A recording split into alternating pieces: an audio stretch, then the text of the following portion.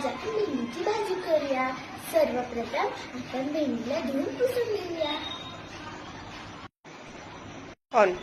अशा प्रकारे आपण ह्या भेंडीला नीट कापून घेऊया। म्हणजे कसं भेंडी पण छान दिसते आणि शिजती पण सारखीच, अशी मग एकसारखी शिजते।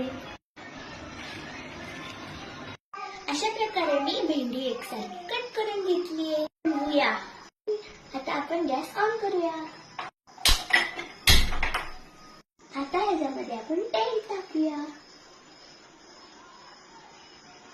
आता आपण ह्याच्यामध्ये मोहरी टाकूया आणि मग जिरा।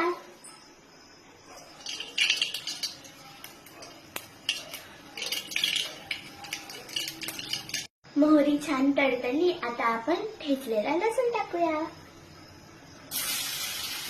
आता लसूण परतले, आता ह्याच्यामध्ये आपण भेंडी टाकूया।